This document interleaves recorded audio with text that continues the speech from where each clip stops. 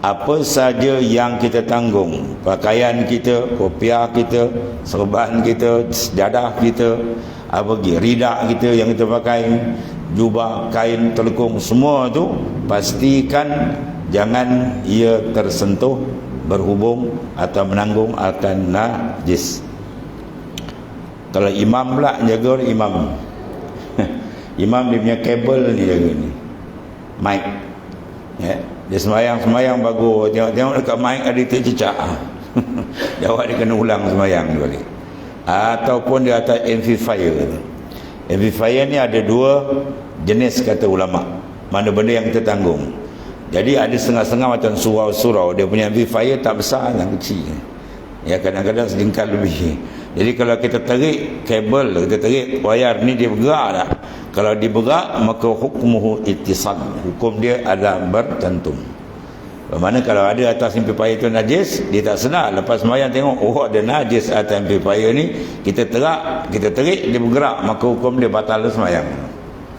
Ya, kalau kita tarik amplifier besar kan, pasal masjid besar tu, kita tarik tak bergerak, hukum dia infisal, dia bercerai. Jadi kalau ada atas tu najis pun tak ada masalah. Tapi kalau kabel tak boleh. Sama juga dalam kitab Munyatul Musalli, Syekh Daud ni kitab kan, apabila seorang tadi dia sembahyang, diikat pada pinggang dia akan anjing dia, ya. Dia sembahyang kat kebun, anjing tu jauh dekat, ni anjing mu'allamah, anjing yang dibenarkan kita pelihara, anjing yang dididik untuk menjaga akan kebun ataupun untuk membuat pemburuan. Tu dalam babus said ada pembahasan situ. Masalah tu kan ditambat, bila tambat dia berhubung, maka hukum dia apa? Batal sembahyang. Wa illam yataharrak biharakatih, walaupun dia tidak bergerak dengan gerak kita. Bila dia bergerak, dia bercantum tu, berhubung, macam tali ni kan dia jauh sangat, ya, maka dia berhubung. Walaupun kita bergerak, dia tak bergerak, ya, kita bergerak, dia tidak bergerak. Dia berbeza dengan sujud. Sujud, kalau kita sujud atas pakaian yang kita bergerak, dia gerak, tak sah sujud, ya. Contohnya dia pakai serban, dia ekor serban dia panjang 2 depa ya, jadi dia letak kat depan. Bila dia sujud atas serban, bila dia bangun serban tu bergerak, maka sujud tu tak sah. Tu dalam bab sujud.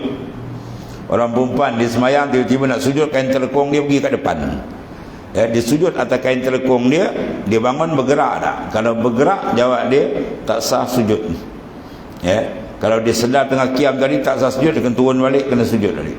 Dan kalau dia sedar lepas semayang, kena i'adah, semayang kena ulang balik. Itu dalam bab sujud, mana dikata lam yataharrak biharakati.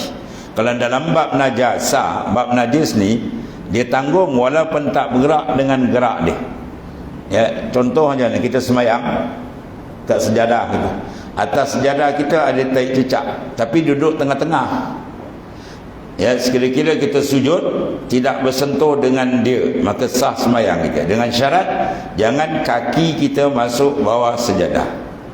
Kita semayang, kaki kita masuk bawah sejadah, sedangkan atas sejadah tu ada najis, maka dipanggil menanggung mahmul wa illam yataharrak. Dia menanggung walaupun tak gerak dengan gerak dia, ya, maka itu dipanggil menanggung benda yang ada najis, maka faqad batalat salatu, batal sembahyang.